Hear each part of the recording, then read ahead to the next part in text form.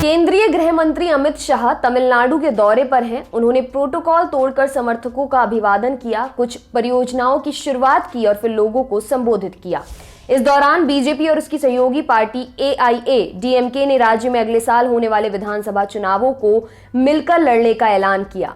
क्या कहा अमित शाह ने? अमित शाह ने अपने संबोधन में डीएमके और कांग्रेस पर निशाना साधा। उन्होंने कहा कि सरकार राज्य को जो कुछ भी दे रही है वो लोगों का अधिकार था, जिससे लोग लंबे वक्त से वंचित थे। उन्होंने कहा, सबसे पहले तो मैं दुनिया की सबसे पुरानी भाषाओं में से एक तमिल भाषा में बात नहीं कर सकता, इसलिए मन से क्षमा मांगता हूं।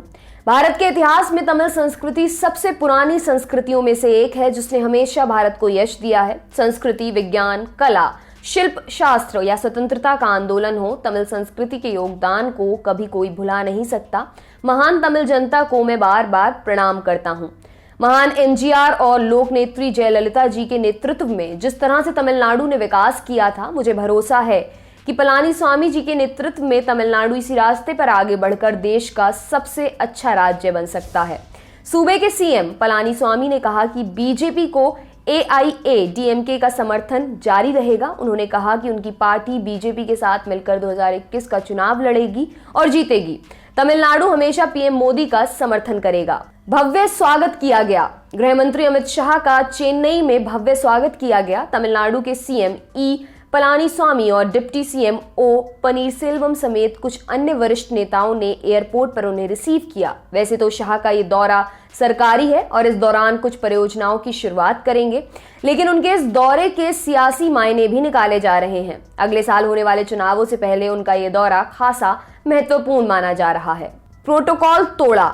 बीजेपी कार्यकर्ताओं के साथ साथ AIADMK समर्थकों ने शाह का जोरदार स्वागत किया और उनके समर्थन में नारेबाजी की।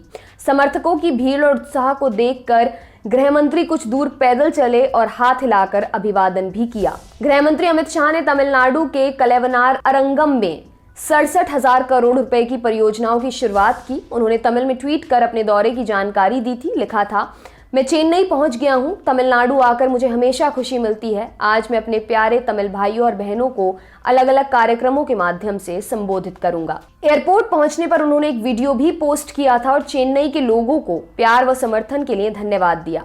मीडिया रिपोर्ट्स के मुताबिक शाह ने लोगों के प्रति आभार जताने के लिए प्रोटोकॉल तोड़ा। वे हवाई अड्डे के बाहर GST रोड पर अपनी कार से बाहर निकलकर सड़क पर कुछ दूर तक पैदल चले। अगले साल होने हैं विधानसभा चुनाव। केंद्रीय गृह मंत्री शाह का ये दौरा 2 दिन का है। बताया जा रहा है कि वो करुणानिधि के बेटे अलागिरी से भी मुलाकात करेंगे। वहीं AIADMK के साथ बीजेपी की बढ़ रही दूरियां भी चर्चे में हैं। वेत्री वेल यात्रा को लेकर भी दोनों पार्टियां AIADMK और बीजेपी के बीच खासी तल्खी देखने को मिली थी। बीजेपी अभी से चुनावी मोड में है। DMK के निलंबित सांसद KP रामलिंगम ने बीजेपी ज्वाइन कर ली है। इस मौके पर उन्होंने कहा कि M अलागिरी भी बीजेपी के साथ जुड़ेंगे। यहां से बात गौर करने वाली है कि अलागिरी को DMK से निकाल दिया गया था और फिलहाल वो अपना संगठन खड़ा करने का प्रयास कर रहे हैं। अब ऐसे में वो अपनी पार्टी को मूर्त रूप देंगे या फिर बीजेपी में शामिल होंगे, ये देखने वाली बात होगी। अमित शाह के दौरे की एक खास बात यह भी है कि वो सुपरस्टार रजनीकांत से भी मुलाकात करेंगे। ये बात सभी जानते हैं कि रजनीकांत तमिल सिनेमा के बहुत बड़े नाम हैं और राजनीति में रुचि रखते हैं।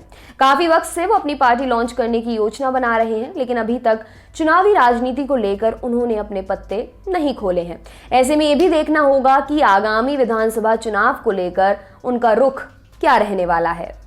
आपके लिए खबर लिखी हमारे साथी वरुण ने। मेरा नाम है दिव्यांशी। देखते रहिए दी लल्लन टॉप। शुक्रिया।